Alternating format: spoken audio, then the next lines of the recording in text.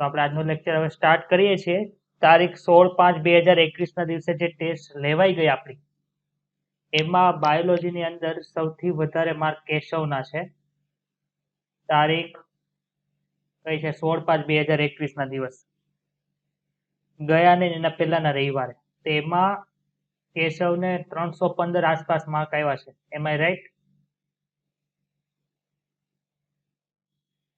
તો એને જે કઈ અત્યારે ક્વેશ્ચન ખોટા પડ્યા છે એનું આપણે અત્યારે સોલ્યુશન કરીએ, પછી ટેસ્ટનો હમણાં પાછું બીજી આગળની સ્લાઇડમાં છે એનું સોલ્યુશન કરશું. તો પહેલો ક્વેશ્ચન એવો છે કે ત્રિઅંગી વનસ્પતિની મુખ્ય અવસ્થા કયા સ્વરૂપે હોય? તો કે ત્રિઅંગી જે છે એની મેઇન અવસ્થા કઈ છે? તો કે બીજાણુજનક છે. તો બીજાણુજનકમાં છે એ કેવી હોય છે? તો કે એમાં આપણે એવું ભણ્યા હતા કે એમાં સાચા મૂળ પ્રકાર પર્ણ આવેલા હોય છે. એટલે એ કોના જેવા બતાય? તો કે છોડ જેવા બતાય છે, બીજાણુ ધાની જેવા બતાતા નથી. ક્લિયર થાય છે? ડાઉટ? પછીનો પ્રશ્ન એવો છે, વિષમપોષી પોષણ એ ખાલી જગ્યા સમૂહનું લક્ષણ છે. તો આપણે ભણી ગયા ક્રાઇસોફાઇટા, ઝેન્થોફાઇટા એટલે શું ખબર નથી, પરંતુ આપણે એવું ભણ્યા હતા કે યુગ્લિનોફાઇટા એટલે એમાં કોણ આવશે? તો કે યુગ્લિનોઇડ્સ આવશે. યુગ્લિનોઇડ્સ આવે. અને યુગ્લિનોઇડ્સ ની અંદર શું હતું? તો કે આપણે જોયું હતું કે પ્રકાશની હાજરીમાં તે પ્રકાશ સંશ્લેષણ કરે છે, જ્યારે પ્રકાશની ગેરહાજરીમાં તે શું કરે છે? તો કે વિષમપોષી પોષણ પદ્ધતિ ધરાવે છે. તો આપણે જ્યારે તમને નીટની એક્ઝામ દેવાના છો ત્યારે કોઈ પણ વર્ડ બહાર નો આવે તો ગભરાઈ નહીં જવાનું. તમને તમારું માઇન્ડ કેટલું સ્ટેબલ છે એ જોવા માટે એ લોકો બહારના ઓપ્શન મૂકતા હોય, પણ આપણે જે પ્રશ્ન છે ને એમાં 99.99 સંભાવના 99.99% સંભાવના હોય જ છે કે તમારે એનસીઆરટી માંથી જેનો જવાબ આવે. તો આપણે યુગ્લિનોફાઇટા માંથી યુગ્લિનોઇડ્સ આપણે ભણી ગયા, એટલે આન્સર શું આવશે? સી. ઓકે. ત્રીજો ક્વેશ્ચન છે કે પૂજન્યુધાની અને અંતધાની જે છે ખાલી જગ્યામાં ગેરહાજર હોય, તો આવૃત બીજધારીની અંદર ગેરહાજર હોય. શું કામ? તો કે આવૃત બીજધારીની અંદર શું આવેલું હોય? તો કે એમાં પૂજન્યુધાની અને અંતધાની આવેલી ન હોય, એની જગ્યાએ પુકેસર અને સ્ત્રી કેસર આવેલા હોય ફ્લાવર ની અંદર. આવું ભણી ગયા છીએ આપણે. ઓકે, તો આન્સર શું આવે? ડી આવે આમાં. એના પછીનો પ્રશ્ન એ છે કે નીચેનામાંથી કયો સમુદાય તેના બે લક્ષણો સાથે સારી રીતે જોડાયેલો છે? તો કે આપણે એવું જોયું હતું કે સંધિપાતનું એક ઉદાહરણ આપણે ખાસ ભણીએ જ છીએ ને ભણવામાં ડિટેલમાં આગળના ચેપ્ટરની અંદર આવવાનું છે કે સંધિપાતની અંદર આવે છે વંદો. વંદાની અંદર આપણે જોયું હતું શરીર છે એ શીર્ષ, ઉરસ અને ઉદરની અંદર વિભાજિત હોય છે અને શ્વાસ નળી દ્વારા શ્વસન થાય છે. આવું ભણ્યા હતા. હવે આમાં શું છે, એ ઓપ્શન શું કામ ન આવે? તો કે મેરુદંડીને શું કામ? મેરુદંડી કોને કહેવામાં આવે? તો કે એના જીવનકાળ, સમગ્ર જીવનકાળ દરમિયાન જેમાં મેરુદંડ હાજર હોય, કેટલાકમાં કાસ્થિમય હોય, કેટલાકમાં અસ્થિમય હોય, પણ એના સમગ્ર જીવનકાળ દરમિયાન હોય એનો જ સમાવેશ મેરુદંડીની અંદર થાય. એટલે એ છે એ આવે નહીં. ઓકે, એમાં કેટલાક તબક્કે વર્ડ યુઝ કર્યો છે. એટલે પછીનો પ્રશ્ન છે કે તે બહુકોષી હોવા છતાં તેના કોષો પેશીઓમાં આયોજિત થતા નથી. તો કે પ્રોટિસ્ટા શું કામ ન હોય? તો કે પ્રોટિસ્ટાની અંદર તો આપણે એમ જ જોયું હતું કે એ તો એક કોષી સજીવ છે, તો બહુકોષી સજીવ છે તે પ્રોટિસ્ટામાં આવે એવું સંભવ બને નહીં. ફૂગ છે તો ફૂગની અંદર આવશે કે ફૂગની અંદર બહુકોષી છે પણ એમાં કાર્ય છે કે એની અંદર ડિવાઈડ થયેલું હોય? તો કે કોષ છે એની અંદર કાર્ય છે એ ડિવાઈડ થયેલું હોય છે. ક્લિયર? ડાઉટ? ઓકે. પછીનો પ્રશ્ન છે કે આ પ્રાણી અપૃષ્ઠવંશી મેરુદંડી તરીકે ઓળખાય.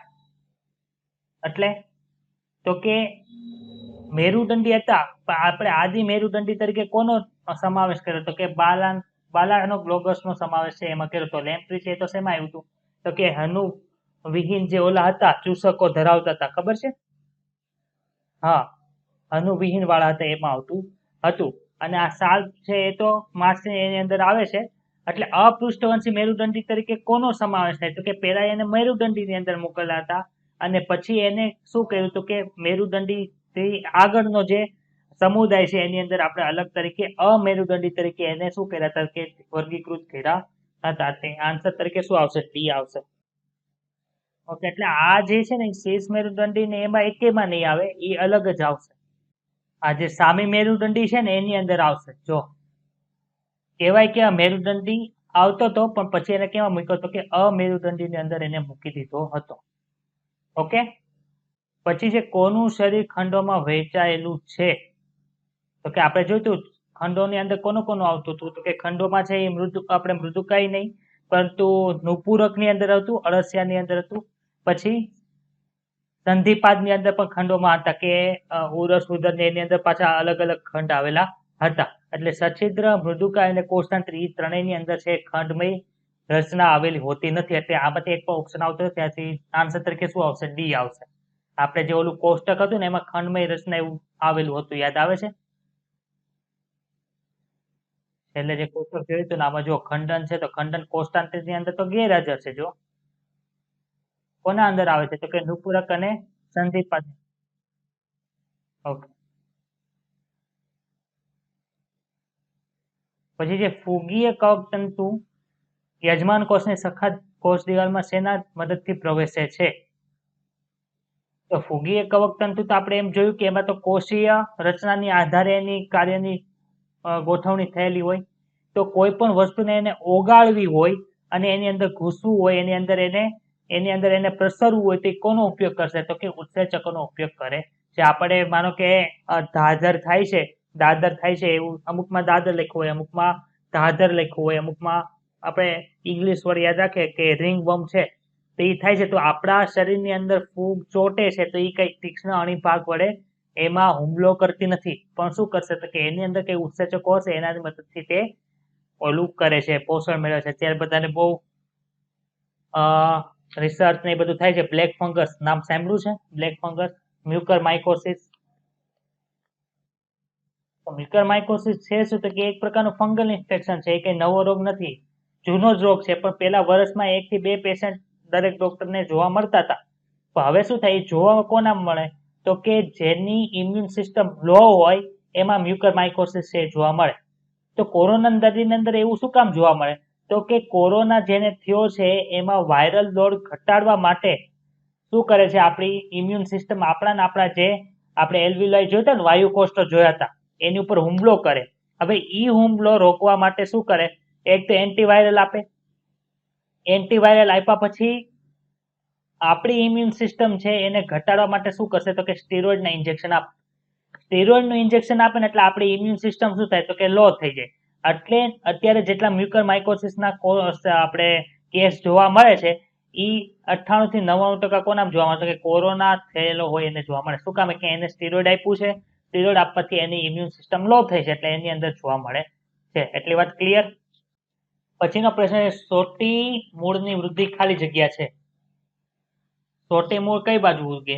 તો કે જમીનની અંદર છે. જમીનની અંદર એટલે શું થયું? ગુરુત્વાકર્ષણ તરફ જાય, ગુરુત્વાકર્ષણથી દૂર થતું નથી. આ ક્લિયર થાય છે? તમે માનો કે આ જમીન છે તો જમીનની નીચે આવી રીતે સોટીમય મૂળતંત્ર આખો વિકાસ પામે છે. તો આ શું થયું? કે આ ગુરુત્વાકર્ષણ તરફ થાય, ગુરુત્વાકર્ષણ તરફ થાય એટલે ગુરુત્વાકર્ષણ તરફ સોટી મૂળ તંત્રની વૃદ્ધિ થાય છે. એટલું ક્લિયર થાય છે? એટલા ડાઉટ કોઈને છે? બીજો કોઈ ડાઉટ?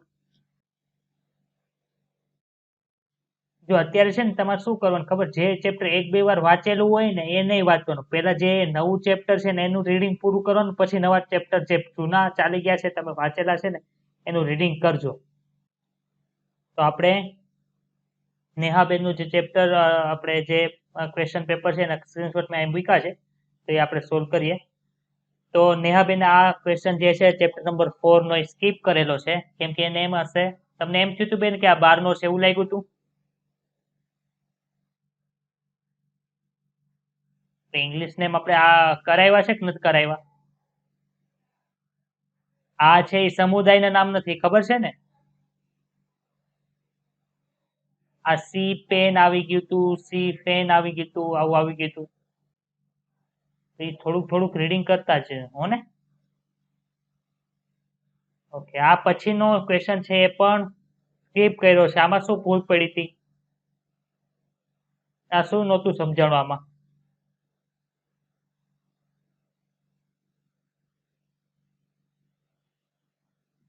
છિદ્રકાય એટલે શું થાય? સછિદ્ર થાય. બાકી આ લાઈન આવી ગઈ છે ટેક્સમાં. ડિમ્ભી અવસ્થા, ડિમ્પી અવસ્થા એટલે આપણે કીધું તેનો વિકાસ કેવો હશે? પરોક્ષ જ હશે.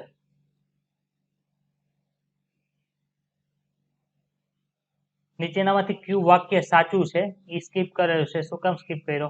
તો કે ધ્રુવીકૃત રસ પટલની આરપાર વીજકીય ફેરફારોની તફાવતને વિશ્રામી અવસ્થામાં સક્રિય કલાવી સ્થિતિમાન કહે છે. આવું આવે. બીજું છે સક્રિય કલાવી સ્થિતિમાન સર્જવામાં Na+ સોડિયમ આયન જવાબદાર છે. આ સાચું છે. ઉર્મી વેગ જે છે આપણે એને શું કહીએ તો કે સક્રિય વિસ્થિતિમાન કહીએ. તો આપણને પેલા માનો તમને પેલું વાક્ય ખબર નથી તો આમાં તમને શું ખબર પડી કે બી અને સી સાચા છે. પેલું વાક્ય તમને ખબર જ નથી એમ માની તો બી અને સી સાચા એવું કયું છે તો કે બી અને સી સાચા એવું તો આ એક જ. અને ધ્રુવીકૃત રસપટલની આરપાર વીજકીય ફેરફારોના તફાવતને વિશ્રામી અવસ્થામાં સક્રિય કલાવી સ્થિતિમાન એવું થોડું કહેવાય. ધ્રુવીકૃત એટલે ધ્રુવીકૃત એટલે પ્લસ બહારની સાઈડ માઇનસ હોય આવું હોય. આ બહાર છે આ અંદર છે તો અંદર પ્લસ અને બહારની સાઈડ શું હોય? માઇનસ હોય. તો આને શું કહેવાય તો કે વીજકીય ફેરફારોને આ જે હોય આને તો સક્રિય કલાવી સ્થિતિમાન કહેવાય. કલાવી સ્થિતિમાન કહેવાય.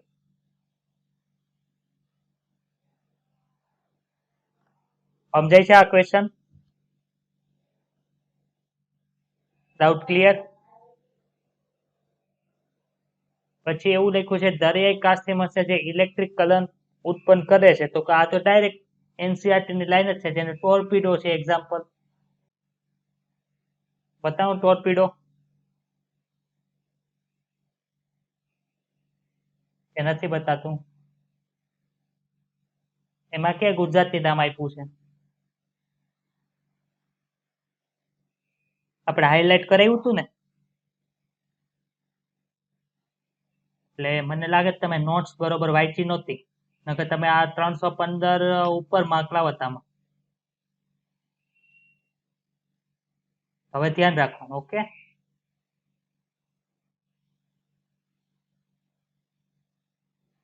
બૃહદમસી ખૂબ ખાંચયુક્ત સપાટી ધરાવતી વધુ કોષોને સમાવવાની જગ્યા પૂરી પાડે છે. તો કે આપણે આવું જોયું હતું કે આની અંદર જે આવા ભાગ આવેલો એને ગાયરી ને સલકાઈ કીધું હતું આપણે. એ શું કામ હોય તો કે વધુ ચેતાકોષોને સમાવવાની જગ્યા પૂરી એટલે એ સાચું છે. લંબ મજ્જા કરોડરજ્જુ સાથે જોડાયેલું હોય છે તો કે આપણે અહીંયા મગજના આવી રીતે ભાગ પાડ્યા હતા. આ રીતે હતું મગજ. પછી અહીં નીચે બીજો ભાગ હતો ત્યાંથી શું જોડાયેલું હતું? અહીંથી તો કે ત્યાંથી કરોડ સ્તંભ જોડાયેલો તો કરોડ સ્તંભની અંદર શું હતું? કરોડરજ્જુ હતું. તો કે લંબ મજ્જા કરોડરજ્જુ સાથે જોડાયેલું હોય છે. સાચું. લંબ મજ્જાના કાર્ય શું હતા કે શ્વસન માટે હતું, હદ પરિવહન માટે, પરાવર્તિત ક્રિયા અને જઠરાંતરીય સ્ત્રાવ માટે નિયંત્રિત ક્ષેત્રો ધરાવે. સાચું. એટલે બધા સાચા છે. ક્લિયર થાય છે? એક પણ વાક્ય એનસીઆરટી બહારનું નથી. ઓકે. Doubt clear? આ વર્ગમાં અવસાણી દ્વાર એ મળમાર્ગ અને પ્રજનન માર્ગ તરીકે વર્તે છે. તો કે અવસાણી દ્વાર હોય એની અંદર શું હોય તો કે પ્રજનન માર્ગે ખુલે, મળત્ર માર્ગે ખુલે અને મળદ્વારે ખુલતું. આવું કેમાં જોવા મળે તો કે દેડકાની અંદર જોવા મળે. દેડકો છે કેમાં આવે તો કે ઉભયજીવીમાં. ક્લિયર? નીચે પૈકી કઈ રચના કે વિસ્તાર તેના કાર્ય સાથે ખોટી રીતે જોડીમાં મૂકેલ છે? તો કે લિમ્બિક તંત્ર છે તો કે લિમ્બિક તંત્રનું કાર્ય શું હતું તો કે તમારી બધી લાગણી હોય એનું બધું નિયમન ને બધું કરતું હતું. હવે યાદ આવે છે લિમ્બિક તંત્ર કોની સાથે મળતું હતું તો કે હિપ્પોકેમ્પસ આવેલું હતું એની અંદર. યાદ આવે છે આવું બધું? આમાં લાગણી ને એવું કઈ લખ્યું છે ગુસ્સો અને ભય ને એવું બધું તો એવું કઈ તો લખ્યું નથી. આમાં શું લખ્યું હતું કે મગજના વિવિધ ભાગોને એકબીજા સાંગળે ત્યાં હલનચલન નિયંત્રણ કરતું. ભાઈ હલનચલન નિયંત્રણ લિમ્બિક તંત્ર કરતું નથી. પછી આન્સર ડી છે કેવો છે? ખોટો છે. એક્ટોકાર્પસ અને ડિક્ટિયોટા કેમાં આવતો હતો કે ફિયોફાઇસી ની અંદર આવતો. ડિક્ટિયોટા કઈ રીતે યાદ રખાયું હતું કે એની અંદર આવું વાય વાય જેવું આપણને જેની આકૃતિ હતી ને એમાં આવું વાય વાય જોવા મળતું. વાય પરથી શું હતું તો કે યો કહેતા. યો એટલે ડિક્ટિયો. ને એક્ટોકાર્પસ શું હતું તો કે એક્ટોકાર્પસ છે તે તંતુમય લીલ હતું. યાદ આવે છે આવું? ટેક્સ્ટ બુક ની બેઠી લાઈન છે. આપેલા વિધાનો પરથી સાચો જવાબ પસંદ કરો. કઈ ગ્રંથિના અંતઃસ્રાવ ચપળતા વધારે છે? અંતઃસ્રાવ હૃદયના ધબકારા વધારે છે? ગ્લાયકોજનનું વિભાજન પ્રેરે છે એટલે ગ્લુકો આપણે ગ્લાયકોલાઇસિસ પ્રેરે છે અને લિપિડ અને પ્રોટીનનું વિઘટન પ્રેરે છે. તો કે એડ્રીનલ ગ્રંથિ આવે છે ને આવું, તો એ પણ બેઠું જ છે. આ કેમ નો આવ્યું? નીચેનામાંથી ખોટું વિધાન પસંદ કરો. તો કે વાસોપ્રેસિન છે એ શું કરે છે? તો કે અરાખિત સ્નાયુઓના સંકોચનને ઉત્તેજે. વાસોપ્રેસિન કોને કહેવાય? કોને કહેવાય? હા, તો એ થોડું કરે છે, એ તો કોણ કરતું હતું? ઓક્સિટોસિન કરતું. બંને પશ્વ પિટ્યુટરીના અંતઃસ્ત્રાવ છે, પરંતુ એ કઈ કાર્ય છે નહીં. એટલે આ એનું આ રીડિંગ બાકી છે એવું જ લાગે છે મને. બાકી આ પ્રશ્ન ખોટો ન પડે. સૌપ્રથમ પરિવહન તંત્ર નુપુરક સમુદાયમાં જોવા મળે છે. સાચું છે. સૌપ્રથમ સાચી શરીરગૃહ નુપુરક સમુદાયમાં જોવા મળે છે. સાચું છે. તો એનું કારણ છે ને આથી બંને સાચા છે, પણ એકબીજાનું કારણ નથી. ઓકે, સમજાણું? પછી છે સાચી જોડ ગોઠવો. 1, 2, 3. ઇક્સિઓફિસ શરીર નહીં. આમાંથી આ તો સર આવું કઈ તો ઉદાહરણ આવ્યા નથી. ઉદાહરણ આપણે વાંચ્યું એવું કયું છે? તો કે પેટ્રોમાઇઝોન. પેટ્રોમાઇઝોન શું કરે? બાહ્ય પરોપજીવી છે અને ચૂસમુખા છે. આવું તો ટેક્સ્ટ બુકમાં છે. ટેક્સ્ટ બુકમાં છે એવું? તો કે સર અમને બતાવો એવું હોય તો. Thank you પેટ્રોમાઇઝોન. પેટ્રોમાઇઝોન તમે દર્શન આપો અમને.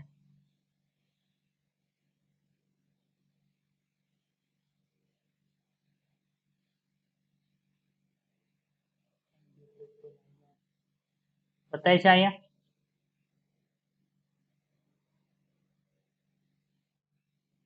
ઓકે, તો આપણે આ છે ને જો MBBS માં લેવું હશે ને તો આ યાદ રાખવું જ પડશે. ઓકે, ઉષ્માના નિયમન માટે મગજનો કયો ભાગ જવાબદાર છે? તો કે હાઇપોથેલેમસ. હાઇપોથેલેમસ આગળનો પાછળનો ભાગ શું કરે, પાછળનો ભાગ શું કરે, કીધું હતું ને આપણે એક્સ્ટ્રા નોલેજ માટે. ઠંડુ કોણ કરે? તો કે આગળનો ભાગ. પાછળનો ભાગ શું કરે? ગરમ કરે. કોનું એક્ઝામ્પલ આપ્યું હતું? કે એસી નું એક્ઝામ્પલ આપ્યું હતું. નીચેમાંથી કયો અંતઃસ્ત્રાવ અન્ય સ્થાનેથી ઉત્પન્ન થાય પણ પેટ્યુટરીમાં સંગ્રહ અને મુક્ત થાય છે? તો કે એન્ટીડાયરેક્ટિવ હોર્મોન ADH. અને બીજું કયું હતું?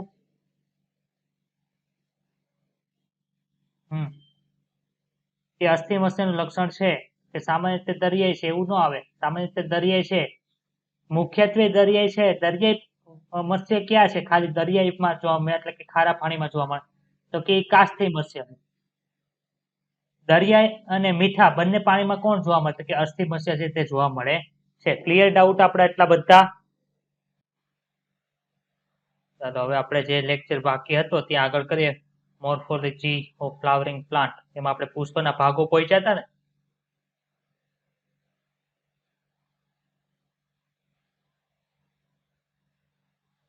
બધા નોટ્સ ક્લિયર બતાય છે? ઓકે, તો પાર્ટ્સ ઓફ ફ્લાવર એટલે કે આપણે જે પુષ્પ છે એની અંદર કઈ કઈ રચના છે તે આવેલી હોય? તો કે આપણે 4 ચક્ર જોયો તો કે એક તો વજ્ર ચક્ર હતું, તલ ચક્ર હતું, પુંકેસર ચક્ર હતું અને ત્રિકેસર ચક્ર હતું. તો કે વજ્ર ચક્ર છે એને ઇંગ્લિશમાં શું કહેવાય? તો કે કેલેક્સ કહેવાય. દલ ચક્રને શું કહેવાય? તો કે કોરોલા કહેવાય. પુંકેસર ચક્રને શું કહેવાય? તો કે એન્થ્રોસિયમ કહેવાય. જ્યારે સ્ત્રીકેસરને શું કહેવાય? તો કે જાયનોસિયમ તરીકે ઓળખવામાં આવે છે. પુંકેસર ચક્ર અને સ્ત્રીકેસર ચક્ર બંને શું છે? તો કે પ્રજનન ચક્ર છે. જ્યારે વજ્ર ચક્ર અને દલ ચક્ર છે એ શું છે? તો કે સહાયક ચક્ર છે. એટલું સમજાય છે બધાને? ઓકે, તો હવે આપણે પેલા ભણીએ કે વજ્ર ચક્ર છે તે છે શું? તો કે વજ્ર ચક્ર મેં લીલા કલરથી લખ્યું છે. કે લીલા કલર જેવું બતાતું હશે. તો કે તમે કોઈ પણ પુષ્પ ઉપાડો એમાં તમે સૌથી નીચે પુષ્પાસન હશે એ કેવું હશે? તો કે ગ્રીન કલરનું હશે. તો એમાંથી જે પહેલું ચક્ર છે સૌથી નીચેના બેઝમેન્ટની અંદર હોય એ કેવું હોય? તો કે વજ્ર ચક્ર હોય. તો અહીંયા લખ્યું છે સૌથી બહારનું ચક્ર. શેનું બનેલું હોય? તો કે વજ્ર ચક્ર છે તે વજ્રપત્રનું છે તે બનેલું હોય છે. વજ્રપત્રને ઇંગ્લિશમાં શું કહેવાય? તો કે સેપલ તરીકે ઓળખવામાં આવે છે. ખાસ યાદ રાખજો. કેવા કલરનું હોય? તો કે લીલા રંગ. લીલો રંગનું શું હોય? તો કે પર્ણ છે. એટલે કે લીલા રંગનું હોય એટલે પર્ણ જેવું હોય. વજ્રચક્રનું કાર્ય શું છે? તો કે કલિકા અવસ્થામાં છે તે એનું રક્ષણ કરે છે. કોનું? પુષ્પનું. આપણને ખબર છે કે પુષ્પ જ્યારે કલિકા અવસ્થામાં હશે ત્યારે એની ફરતે શું હશે? તો કે ગ્રીન કલરનું જે આ વજ્રચક્ર છે સૌથી બહાર હોય એ બીડાયેલું હોય એટલે શું કરે? તો કે એનું રક્ષણ કરે છે. કોનું રક્ષણ કરે છે? તો કે પુષ્પનું રક્ષણ કરે છે. એટલું ક્લિયર બધાને? એકબીજા સાથે જો વજ્રપત્ર જોડાયા હોય તેને શું કે યુક્ત વજ્રપત્રી કહેવાય. અને જો એકબીજા સાથે વજ્રપત્ર છે એ જોડાયેલા ન હોય તેને શું કહેવાય? મુક્ત વજ્રપત્રી કહેવાય. યુક્ત વજ્રપત્રીને શું કહેવાય ને મુક્ત વજ્રપત્રીને ઇંગ્લિશમાં શું કહેવાય? યુક્ત એટલે એને શું કહેવાય કે ગેમે સેપલસ તરીકે ઓળખવામાં. સેપલ એટલે શું હતું? વજ્રપત્ર હતું. જોડાયેલું છે એટલે એને ગેમો સેપલસ તરીકે ઓળખાય. જોડાયેલું નથી એટલે એને પોલીસેપલસ તરીકે ઓળખવામાં આવે. મુક્ત વજ્રપત્ર એટલે કે એની અંદર એક કરતા વધારે વજ્રપત્ર બતાતા હશે એટલે એને પોલીસ શબ્દ લગાડવાનો, પોલીસેપલસ તરીકે ઓળખવામાં આવે છે. એટલું ક્લિયર બધાને? બીજું ચક્ર છે એ દલ ચક્ર છે. દલ ચક્રને શું કહેવાય ઇંગ્લિશમાં? તો કે એને કોરોલા તરીકે ઓળખાય. કોરોલા છે એટલે તો કે દલ ચક્રની અંદર શું આવે? તો કે દલપત્ર ભેગા થઈને શું બનાવે છે? તો કે દલ ચક્ર બનાવે. રંગબેરંગી હોય. શું કામે રંગબેરંગી હોય? તો કે પરાગનયન માટે આપણને ખબર છે કે આપણું જે પુકેસર હશે એમાં શું હશે? તો કે પરાગરજ હશે. પરાગરજને પુકેસરમાંથી સ્ત્રી કેસરમાં પરાગસન ઉપર લાવવા માટે શું કરવું પડે? તો કે કીટકોને લાવવા. કે કીટકોને આકર્ષવા માટે શું કરવું પડે? કે તેજસ્વી અને આકર્ષક રંગ ફૂલની અંદર હોવો જોઈએ. એને લીધે શું થાય? તો કે કીટકો છે તે આકર્ષાય. તે તેજસ્વી રંગ આપે છે કોણ? તો કે આ દલપત્ર છે તે ભેગા મળી દલચક્ર બનાવે છે એ આપે છે. દલપત્રને શું કહેવાય? તો કે પીટલ તરીકે ઓળખવામાં આવે છે. જો દલપત્ર એકબીજા સાથે જોડાયેલા હોય તેને યુક્ત દલપત્રી કહેવાય. જોડાયેલા ન હોય તેને મુક્ત દલપત્રી કહેવાય. મુક્ત એટલે એક કરતા વધારે એટલે પોલી પેટલસ તરીકે ઓળખાય. યુક્ત દલપત્ર એટલે ગેમો પેટલસ તરીકે ઓળખવામાં આવે છે. આમાં કઈ અઘરું લાગતું હોય તો બોલ. હવે તમે જોશો તો કે વજ્રચક્ર અને દલચક્ર નીચે આપણે ગ્રીન કલર અને અહીંયા લખ્યું છે આપણે જે ગ્રીન કલર અને પિંક કલર થી બે લાઈન દોરેલી બતાવી છે અહીંયા. તો ગ્રીન કલર અને પિંક કલરની લાઈન શું દર્શાવે છે? તો કે ઈ બંને જે વજ્રચક્ર અને દલચક્ર એકબીજા સાથે ગોઠવાયેલા હોય તો કેવી રીતે ગોઠવાયેલા હોય તેને કલિકાંતર વિન્યાસ કહેવાય. જેની ગોઠવણી છે એને શું કહેવાય? કલિકાંતર વિન્યાસ તરીકે ઓળખવામાં આવે. કોનાની અંદર જોવા મળે? તો કે વજ્રચક્ર અને દલચક્રની અંદર જોવા મળે છે. ક્લિયર એટલી વાત? એટલે જો અહીંથી વચ્ચે અહીંયા બ્લેક કલરની લાઈન આપણે દોરી છે એટલે બે અલગ ભાગ થઈ ગયા, સહાયક ચક્ર અને પ્રજનન ચક્ર. અને સહાયક ચક્રની અંદર જે બે વસ્તુ છે એનું જે આપણે ગોઠવણી છે એને શું કહેવાય? તો કે એસ્ટિવેશન તરીકે ઓળખવામાં આવે છે. એ આપણે અહીંયા નીચે અલગ કરીને દર્શાવ્યું છે. તો તમને એમ પૂછે કલિકાંતર વિન્યાસ છે કોની અંદર જોવા મળે? તો શું લખવાનું? વજ્રપત્ર દલચક્ર એટલે કે દલચક્રની અંદર જોવા મળે, વજ્રચક્રની અંદર જોવા મળે, એ બી બંનેની અંદર જોવા મળે કે પ્રજનન ચક્રની અંદર જોવા મળે? શું આવશે આન્સર તરીકે? ઓકે, ક્લિયર એટલી વાત? સમજાણું? ઓકે, તો કે એસ્ટિવેશન એટલે શું? તો કે એસ્ટિવેશન ને કલિકાંતર વિન્યાસ તરીકે ઓળખવામાં આવે. તો કે કલિકાંતર વિન્યાસ એટલે શું? તો કે પુષ્પની કલિકા અવસ્થામાં, ખાસ શબ્દ યાદ રાખજો, કઈ અવસ્થામાં? પુષ્પની પુખ્ત અવસ્થામાં? તો કે નહીં, પુખ્ત અવસ્થામાં નહીં, પરંતુ કલિકા અવસ્થામાં વજ્રપત્ર અને દલપત્રની અન્ય સભ્યોની ગોઠવણીની સરખામણીમાં જે ગોઠવણી છે એને શું કહેવાય? તો કે અહીંયા જે આકૃતિ તમને પેલી જો અહીંયા એક આ શું છે? દલચક્ર દલપત્ર છે. એની બાજુમાં જે દલપત્ર છે એની સરખામણીમાં પેલા દલપત્રની જે ગોઠવણી છે એને શું કહેવાય છે? તો કે એને કલિકાંતર વિન્યાસ કહેવાય. એવી જ રીતે વજ્રપત્રની અંદર એવું આવે છે. તો કે કેટલા પ્રકાર છે કલિકાંતર વિન્યાસના? તો કે 4 પ્રકાર છે. 4 પ્રકાર ક્યાં ક્યાં? તો કે એક ધારાસ્પર્શી છે, બીજું વ્યાવૃત છે, ત્રીજું આચ્છાદિત છે અને ચોથું છે પતંગિયાકાર છે. ઇંગ્લિશ નામ યાદ રાખવા પડે તો કે સર રાખવા પડશે યાદ. ધારાસ્પર્શીને શું કહેતો કે વેલ્વેટ તરીકે ઓળખવામાં આવે છે. તો કે આ પ્રકારનો જે કલિકાંતર વિન્યાસ છે એની અંદર શું જોવા મળશે આપણને? તો કે એની અંદર વજ્રપત્ર અને દલપત્ર છે એ એકબીજાને ખાલી સ્પર્શેલા જોવા મળે છે. આ પેલું દલચક્ર અથવા તો વજ્રચક્ર, એની બાજુમાં બીજું, એની બાજુમાં ત્રીજું, એની બાજુમાં ચોથું, એની બાજુમાં પાંચમું. એકબીજા સાથે કેવા જોવા મળે? ખાલી સ્પર્શેલા જોવા મળે છે. એકબીજા ઉપર છે તે ઓવરલેપ થયેલા હોતા નથી. તો એવા પ્રકારનો જે કલિકાંતર વિન્યાસ છે એને શું કહેવાય? તો કે એને ધારાસ્પર્શી કલિકાંતર વિન્યાસ તરીકે ઓળખવામાં આવે છે. એટલું ક્લિયર થયું બધાને? ઓકે, એટલે અહીં જો લખ્યું ખાલી સ્પર્શેલા છે, ઓવરલેપ થયેલા નથી. ઓવરલેપ થયેલા છે એને શું કહેવાય? આચ્છાદિત થયેલા નથી. કોઈની અંદર જોવા મળે? તો કે આંકડાની અંદર જોવા મળે. આંકડાનું ઇંગ્લિશ નામ છે કેલોટ્રોપિસ. ખાસ આ સ્વર છે યાદ રાખવાનું છે, કેલોટ્રોપિસ. ક્લિયર એટલું બધાને?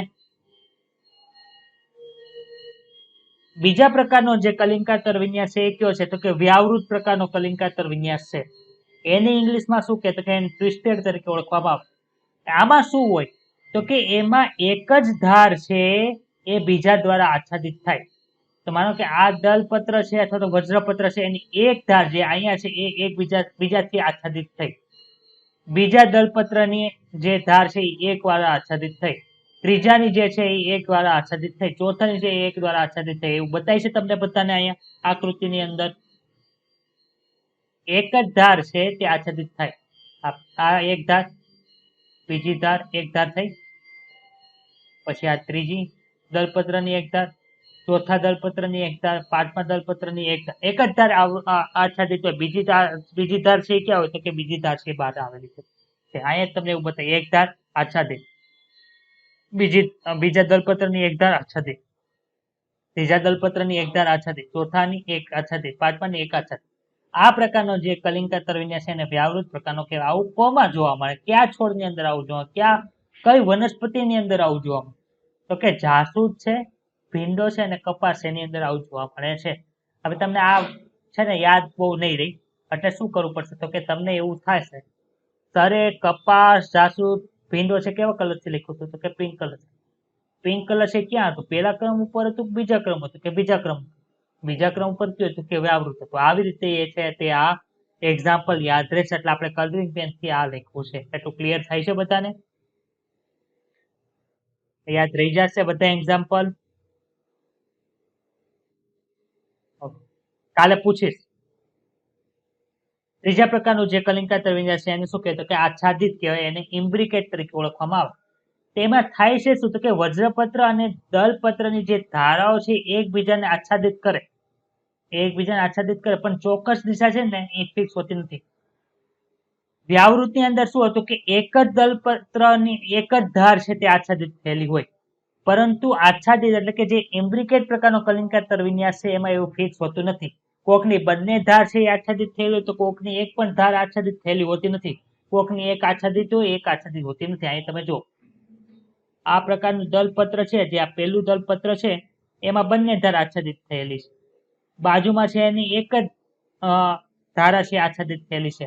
જ્યારે આ ત્રીજા પ્રકારનું જે છે એમાં એક પણ ધાર છે તે આચ્છાદિત થયેલી નથી. તો કે આચ્છાદિત થયેલી હોય પરંતુ ચોક્કસ દિશા, ચોક્કસ ક્રમ છે એવો ફિક્સ ન હોય તો એવા કલિંકાતર વિન્યાસને શું કહેવાય તો કે આચ્છાદિત કહેવાય. આવું કેમાં જોવા મળે તો કે કેસિયા નામનું જે વૃક્ષ છે એટલે કે જે વનસ્પતિ છે જેને ગલતોરા તરીકે ઓળખાય એમાં અને ગુલમોહરની અંદર જોવા મળે છે. એટલી વાત ક્લિયર થઈ બધાને? પછી છે પતંગિયાકાર, જેને વેક્સિલરી અથવા તો પેપિલિયોનિયસ તરીકે ઓળખવામાં આવે. પેપિલિયોનિયસ ક્લિયર? તેમાં શું હોય તો કે એમાં 5 દલપત્ર જોવા મળે. આપણે આમાં બધામાં જોયું હતું કે આમાં બધામાં દલપત્ર જે આચ્છાદિતમાં, વ્યાવૃતમાં, ધારસ્પર્શ બધામાં દલપત્ર સમાન, ખાલી ગોઠવણી અલગ અલગ હતી. જ્યારે પતંગિયાકાર જે કલિકાતર વિન્યાસ છે એમાં તો દલપત્ર જ અલગ અલગ છે. એમાં એક મોટું દલપત્ર હોય એને શું કે ધ્વજક કહેવાય. જો આ મોટું, સૌથી મોટું જે છે એ કયું છે તો કે એ ધ્વજક છે. એની નીચે પાર્શ્વીય, બે પાર્શ્વીય એટલે કે બે સાઈડ ની અંદર આવેલા હોય. તો તમને આ બે સાઈડ ની અંદર બતાય છે આ એ ક્યાં છે તો કે એ પક્ષક છે. અને સૌથી નાના જે નીચેના ભાગે આવેલા છે આ બે દલપત્ર એને શું કે એને નવતલ તરીકે ઓળખવામાં આવે છે. ધ્વજક છે એ શું કરે તો કે ધ્વજક છે એ પક્ષકને આચ્છાદિત કરે છે. તમને બતાય છે આ ધ્વજક છે એ શું કરે તો કે પક્ષકને આચ્છાદિત કરે છે. અને પક્ષક છે એ કોને આચ્છાદિત કરે છે તો કે નવતલને આચ્છાદિત કરે છે. પુષ્પ છે કેવું બતાય તો કે પુષ્પ તમને અહીંયા જે આકૃતિમાં બતાય છે આવું બતાય. એટલી વાત ક્લિયર? કેમાં જોવા મળે તો કે વાલ અને વટાણાની અંદર આવું છે તે જોવા મળે છે. એટલું સમજાઈ ગયું બધાને? શું ભણ્યા ચાલો મને કયો અત્યારે? ઉપરથી કયો, ડીપ ની અંદર નથી ભણવાનું. ખાલી ડીપ ની અંદર નથી કહેવાનું, ઉપરથી કયો તમે શું ભણ્યા અત્યારે?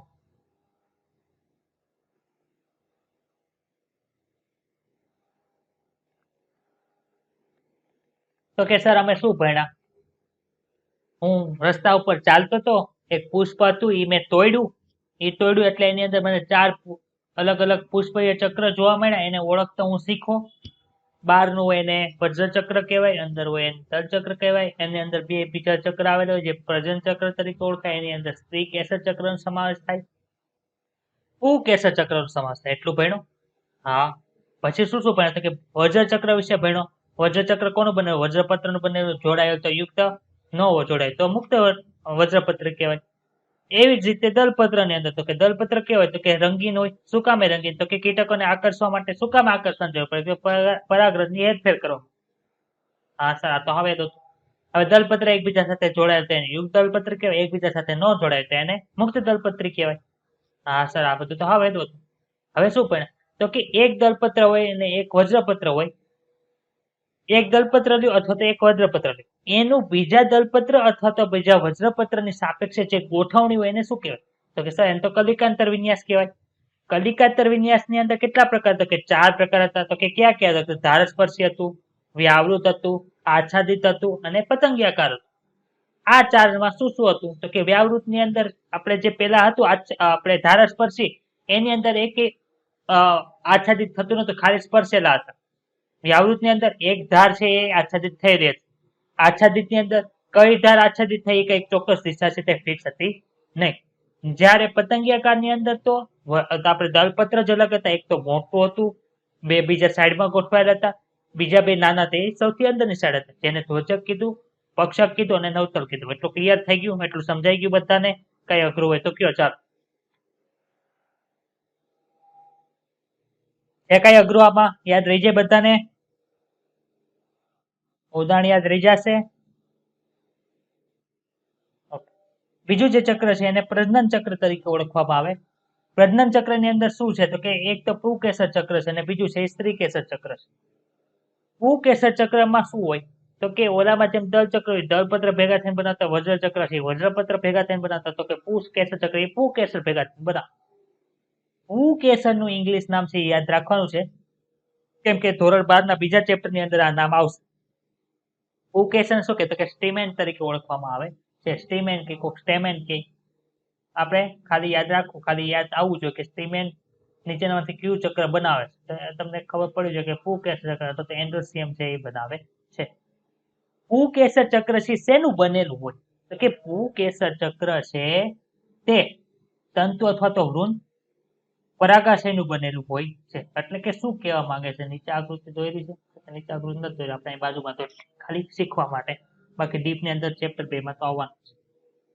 તો કે આ જે બતાય છે મને એ શું છે? તો કે તંતુ અથવા તો વૃંદ છે, એની ઉપર શું આવેલું હોય? તો કે એની ઉપર દ્વિખંડી પરાગાશય છે તે આવેલું હોય છે. હવે ખબર પડી તંતુ કોને કહેવાય અથવા તો વૃંદ કોને કહેવાય અને પરાગાશય કોને કહેવાય? પરાગાશય છે કેવું છે? તો કે બે ખંડો. ક્યાં ક્યાં બે ખંડો? તો કે આ 1 નંબરનો ખંડ, આ 2 નંબરનો ખંડ. હવે આ બે ખંડ છે એ બંને ખંડની અંદર પાછળ શું આવેલું હોય? તો કે પહેલા ખંડની અંદર પાછી બે પરાગ કોથળી હશે, બીજા ખંડની અંદર પાછી શું હશે? બે પરાગ કોથળી. સર હવે પરાગ કોથળી નવો શબ્દ છે એ સમજાવો. તો કે પરાગ કોથળી કહેવાય કોને? તો કે દરેક પુંકેસરની અંદર જે પરાગાશય આવેલું હોય એમાં 4 લઘુ બીજાણુ ધાની આવેલી હોય. લઘુ બીજાણુ ધાની અંદર શું હશે? તો કે લઘુ બીજાણુ માતૃકોષ હશે. લઘુ બીજાણુ માતૃકોષ છે તે અર્ધીકરણ પામીને શું બનાવશે? તો કે પરાગ ચતુષ્ક બનાવશે. પરાગ ચતુષ્ક છે એ છૂટું પડીને શું બનશે? પરાગરજ બનશે. તો કે પરાગરજ છે જે લઘુ બીજાણુ ધાની છે જે આખું પરિવર્તન થઈને શું બની ગયું? તો કે પરાગરજ બની ગઈ. તો કે આ પરાગરજ ધરાવતી જે આખી કોથળી બની એને શું કે પરાગ કોથળી તરીકે ઓળખાય. આ છે આપણે ધોરણ 12 ના ચેપ્ટર નંબર 2 ની અંદર એક પેરેગ્રાફ ની અંદર આખી વસ્તુ ડિટેલ ની અંદર લખી છે, આપણે મોઢે ભણાવી દીધી. ત્યારે ડીપ ની અંદર વાત કરશું. પણ ખબર પડી પરાગ કોથળી કોને કહેવાય? ઓકે. વંધ્ય પુંકેસર એટલે એનું નામ શું કહેવાય? કે વંધ્ય પુંકેસર જે હોય એને વંધ્ય પુંકેસર કહેવાય, જેને સ્ટેમિનોડ તરીકે ઓળખવામાં આવે છે. ખાસ નામ યાદ રાખજો, મોસ્ટ આઈએમપી નામ છે. ત્યારે યાદ નહીં આવે સ્ટેમિનોડ કંઈક સાંભળ્યું છે પણ મગજની અંદર લાઈટ નહીં થાય, પણ સ્ટેમિનોડ છે ખાસ ખાસ ખાસ બધાને યાદ રાખવું જરૂરી છે. સ્ટેમિનોડ કોને કહે? તો કે પુંકેસર તો છે પણ વંધ્ય છે, એમાંથી પરાગરજ છે નિર્માણ પામતી નથી. એને કેવા કહેવાય? તો કે સ્ટેમિનોડ તરીકે ઓળખાય. અમુક પુંકેસર છે તે દલપત્ર સાથે જોડાયેલા હોય, એને શું કહે? તો કે એને દલ લગ્ન પુંકેસર તરીકે ઓળખવામાં આવે છે, જેને એપી પેટલસ તરીકે. એપી એટલે ઉપર, પેટલસ એટલે દલપત્ર, તો કે દલપત્ર ઉપર ચોટેલા જે હોય એને શું કહેવાય? દલલગ્ન પુંકેસર તરીકે ઓળખવામાં આવે. આવું કેમાં જોવા મળે? તો કે રીંગણ જે છે એની અંદર આ જોવા મળે છે. પુંકેસર ચક્ર ઘણી વખત પરિપુષ્પ ચક્ર સાથે જોડાયેલું હોય તેને શું કહે? એપીફાઇલસ તરીકે ઓળખવામાં આવે, પરિલગ્ન તરીકે ઓળખવામાં આવે છે. આવું કેમાં જોવા મળે? કે લીલીની અંદર જોવા મળે છે. આપણે તો ખબર છે કે લીલી શું હતું? કે જેની અંદર પરિપુષ્પ ચક્ર આવેલું હતું. તો એને સેમ ટુ સેમ અહીંયા નામ રિપીટ થયું છે કે પુંકેસર ચક્ર પરિપુષ્પ ચક્ર સાથે જોડાયેલું હોય એને શું કે પરિલગ્ન પુંકેસર, તો કે એપીફાઇલસ શું કહેવાય? એપીફાઇલસ સ્ટેમેન તરીકે ઓળખવામાં આવે. એટલું ક્લિયર થયું બધાને?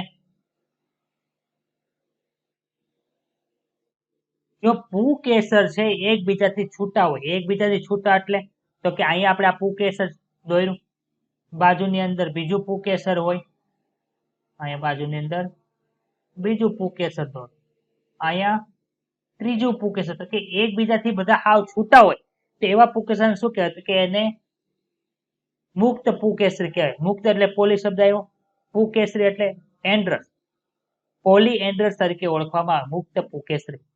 હવે પુંકેસર છે એકબીજા સાથે જોડાયેલા હોય તેને શું કહેવાય? તો કે એને યુક્ત પુંકેસરી તરીકે ઓળખવામાં આવે છે. યુક્ત પુંકેસરીમાં શું હશે? તો કે માનો કે એની અંદર માનો કે 6 પુંકેસર છે, માનો કે 3 દોર્યા છે તો 3 પુંકેસર છે. કેટલા? 3 પુંકેસર. તો આ 3 પુંકેસર છે એ એકબીજા સાથે આવી રીતે જોડાયેલા હોય ને કેટલા ગુચ્છ બનાવે? તો કે એક ગુચ્છ બનાવે છે. તો આને શું કહેવાય? એક ગુચ્છી શું કહેવાય? એક ગુચ્છી યુક્ત પુંકેસરી કહેવાય. તો આવું કેમાં જોવા મળે? તો કે જાસૂદની અંદર જોવા મળે. પુંકેસર જોડાયેલા તો છે, યુક્ત પુંકેસરી છે, પરંતુ 2 ગુચ્છ બનાવે છે. તેને શું કે દ્વિગુચ્છ છે. આવું શેમાં જોયું? તો કે વટાણાના દશામાં 2 કરતા વધારે પુંકેસરો જોડાઈને 2 કરતા વધારે ગુચ્છ બનાવતા હોય તેને શું કે બહુપુચ્છી પુંકેસર તરીકે ઓળખવામાં આવે. તો એવું ઉદાહરણ કયું છે? લીંબુ. આમાં કોઈને કઈ ડાઉટ હોય બોલો.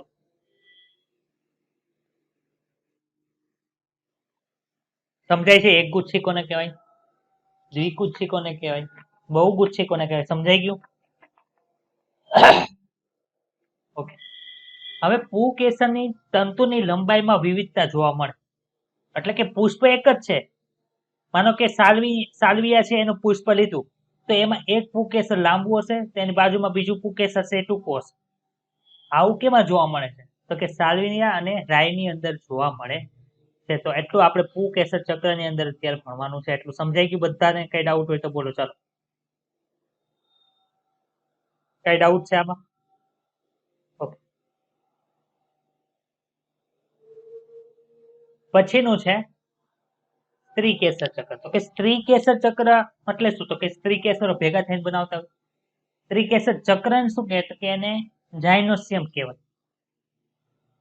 સ્ત્રીકેસરને શું કહેતા? એને કાર્પેલ તરીકે ઓળખવામાં આવે. સ્ત્રીકેસર ચક્ર લખવાનું ભૂલાઈ ગયું છે, લખી નાખો. ચાલો, પેલા બધા નોટ બનાવે છે કે નોટ મળી જશે કા બધાને? અત્યારે તો સ્પીડમાં ક્યાંથી લખવા બેસશે બધા?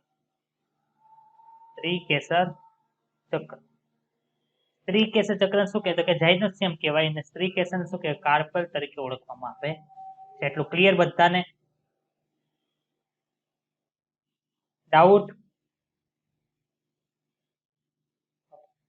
તો કે સ્ત્રીકેસર છે એની અંદર કઈ કઈ રચના આવે? જેમ પુંકેસરની અંદર તંતુ અને પરાગાશય હતું તો સ્ત્રીકેસરની અંદર કેવી રચના આવે? પુંકેસરની અંદર એક વસ્તુ યાદ રાખજો કે જે જગ્યાએ તંતુ અને પરાગાશય બીજા સાથે શેના જોડે જોડાય? તો કે યોજી દ્વારા જોડાયેલા હોય. પેલા તમે ભણી ગયા છો, અહીંયા લખ્યું નથી પણ યોજી શબ્દ યાદ રાખજો. યોજી શું છે? કે યોજી છે એનાથી પરાગાશય છે એ તંતુ સાથે જોડાયેલું હોય. હવે સ્ત્રીકેસર છે એ શેનાથી બનેલું છે? તો કે સ્ત્રીકેસર છે તે પરાગાસન, પરાગવાહિની અને બીજાશય સાથે જોડાયેલું હોય. સર આ બધી અલગ અલગ વસ્તુ છે એ મને બતાડો. ચાલો, જો આ નીચે આકૃતિ બતાય છે તો કે નીચે જે આકૃતિ આપણને બતાય છે એમાં જે આ ભાગ છે ઉપરનો જે ભાગ છે એને શું કહેવાય? તો કે એને પરાગાસન કહેવાય. પરાગાસન એટલે શું? કે જે જગ્યાએ પરાગ ઉડીને બેસવાની છે એને શું કે પરાગાસન કહેવાય. આ લાંબી નળી જેવી રચના છે એને શું કહેવાય? એને પરાગવાહિની તરીકે ઓળખવામાં આવે. તે શું કહેવાય? એને પરાગવાહિની તરીકે ઓળખવામાં આવે છે. બતાડું બધાને પરાગવાહિની? અને નીચે જે આખો ભાગ છે એને શું કહેવાય કે એને બીજાશય તરીકે ઓળખવામાં આવે છે. બીજાશયની અંદર શું હોય તો કે બીજાશયની અંદર એક અથવા એક કરતા વધારે અંડકો આવેલા હોય. બીજાશયને શું કહેતો કે બીજાશયને ઓવરી કહેવાય. શું કહેવાય? ઓવરી.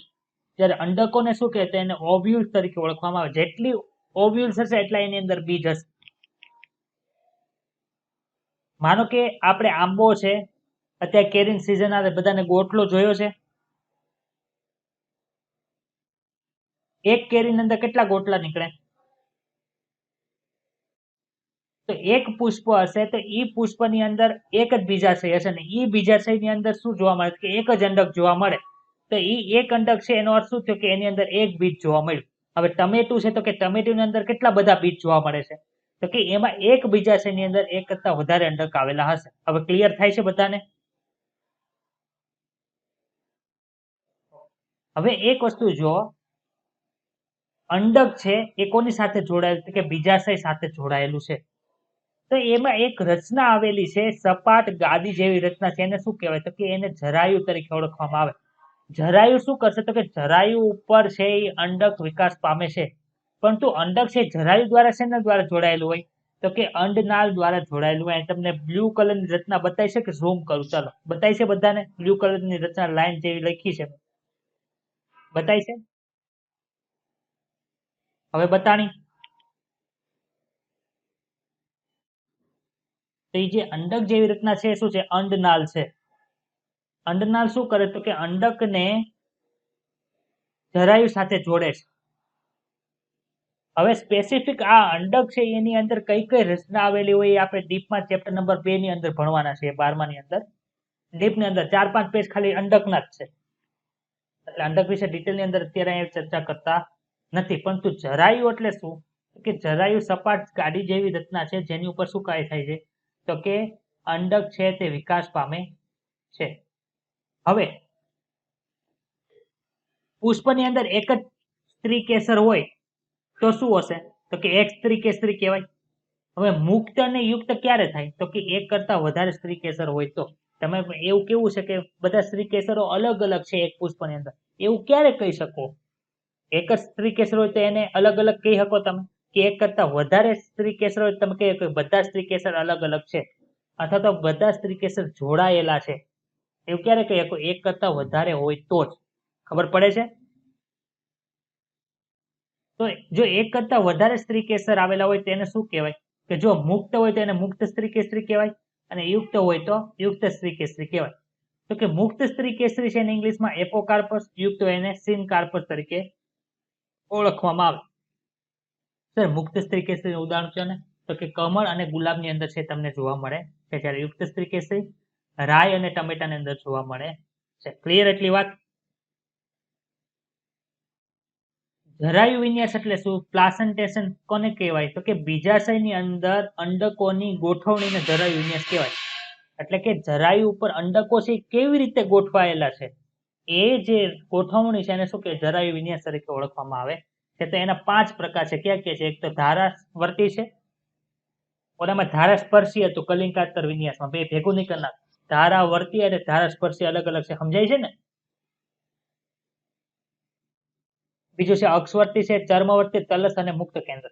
તો કે ધારાવર્તી એટલે શું તો કે બીજાશયની વક્ષ સેવની પર જરાયુ નિર્માણ થાય એને શું કહેવાય તો કે ધારાવર્તી. ધારાવર્તી પેલા ઇંગ્લિશ નામ યાદ રાખો, એને શું કે માર્જિનલ તરીકે ઓળખવામાં આવે. માર્જિનલ તરીકે ઓળખવામાં આવે છે. હવે એમાં શું થાય તો કે બીજાશયની વક્ષ સેવની પર જરાયુ નિર્માણ થાય. વક્ષ સેવની એટલે શું તો કે વક્ષ ભાગની આજુબાજુમાં આવેલું હોય. માનો કે આ વક્ષ ભાગ છે. સેવની એટલે કે જે એનો ભાગ છે તે આ જે લાઈન છે જે ધાર છે એને સેવની તરીકે ઓળખાય. આ ધારમાં બે હરોળમાં શું થયેલું હોય તો કે બે હરોળની અંદર છે અંડકો ઉત્પન્ન થાય. હવે માનો કે બે હરોળ એટલે તો કે વટાણા ફોલેલા છે બધાએ? ફોલા છે કે નથી ફોલા બધાએ? હાલો, તો કે એમાં તમે કરો ને તો આવા બે અલગ અલગ ભાગ હોય. આમથી આમ તમે કરશો ને તો એમાં છે ને આ ભાગને તમે જોડી એટલે કે આ મિડલ ભાગ છે, આ એક ભાગ અહીંથી ગ્રીન કલર થી દોરું અને એનો જે બીજો ભાગ છે એ પિંક કલર થી દોરું છું. બીજો ભાગ છે એ પિંક કલર થી દોરું.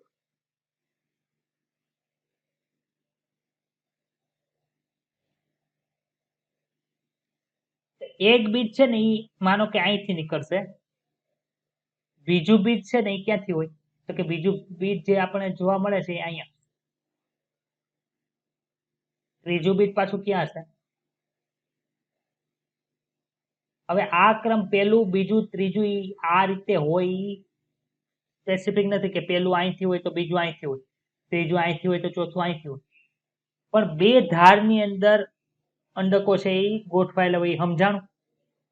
એક ધાર છે કઈ છે તો કે આ ગ્રીન વાળી, બીજી છે એ પિંક વાળી, સમજાય છે?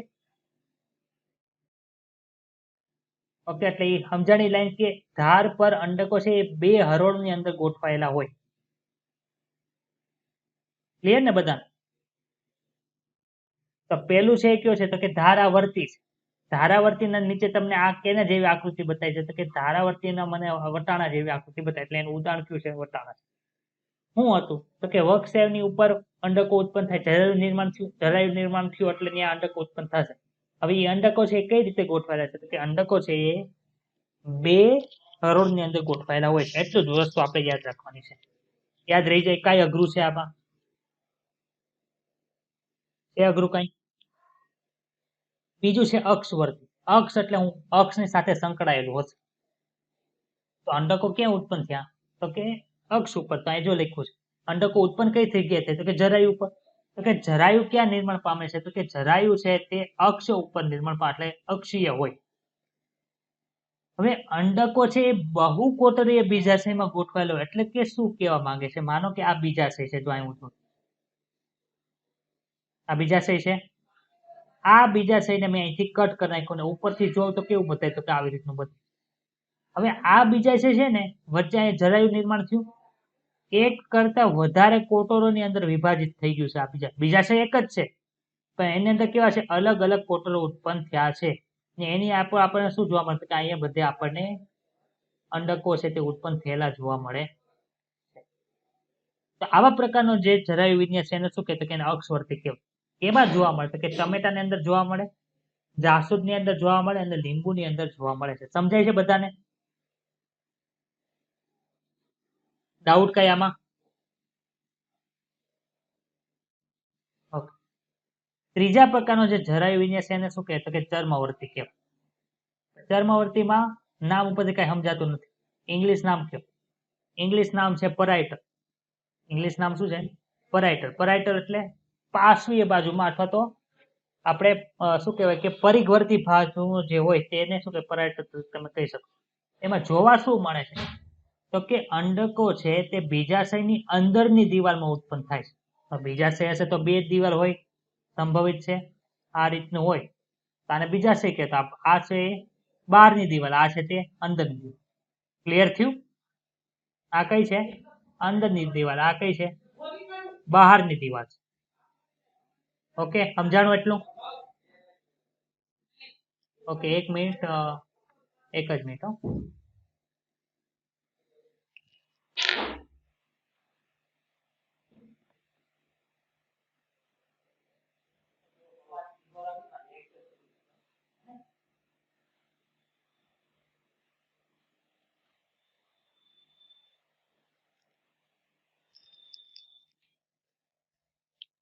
હલો, તમારી ચેક આવે છે અવાજ બધાને? તો અંદરની દિવાલ ને બહારની દિવાલ સમજાણ. હવે આ છે શું તો કે બીજાશયનો આ ઊભો છેદ છે. હવે આનો આડો છેદ લે તો કેવું બતાશે તો કે એનો આડો છેદ છે ને આવો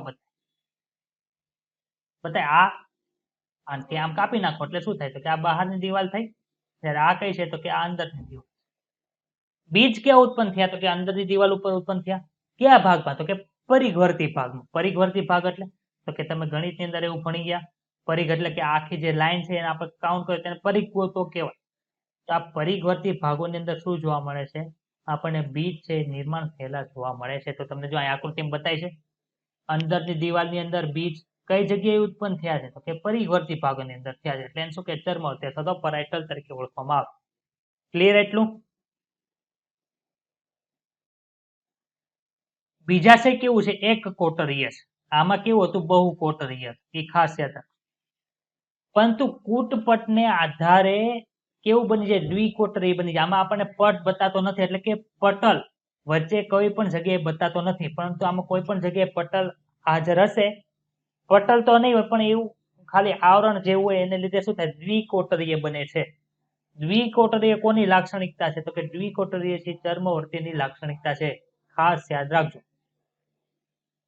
એક્ઝામ્પલ તો કે દારૂડી અને રાય. ઇંગ્લિશ નામ ખાસ દારૂની યાદ રાખજો. એગ્રીમોને કહેવાય છે.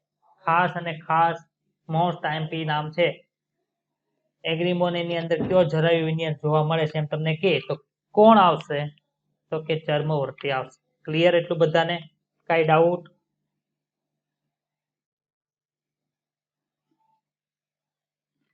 ચોથા પ્રકારનો છે રવિને કયો છે? તલસ. તલસ એટલે તલની અંદર આવેલો છે. બેઝલ. તો કે બીજાશયનો જે તલ ભાગ છે એની અંદર જરાયું વિકાસ પામે. જરાયું વિકાસ પામશે એટલે શું થાય? તો કે તલની અંદર છે તે અંડકો ઉત્પન્ન થયા છે. લાક્ષણિકતા શું છે? તો કે એક જ અંડક ઉત્પન્ન થાય છે. એવું જોઈતું ને કે બીજાશયની અંદર એક અંડક એવું હોય ને એક કરતા વધારે અંડક. તો એક અંડક હોય, ખાલી એક જ અંડક હોય, એક કોની લાક્ષણિકતા છે? તો કે બેઝલ એટલે કે તલસની લાક્ષણિકતા છે. આવું કોનામાં જોવા મળે? તો કે સૂર્યમુખી અને ગલગોટાની અંદર જોવા મળે છે. ગલગોટાનું ઇંગ્લિશ નામ છે મેરીગોલ્ડ. એની આકૃતિ તો કે અહીંયા તમને જોવા મળે. આ શું છે?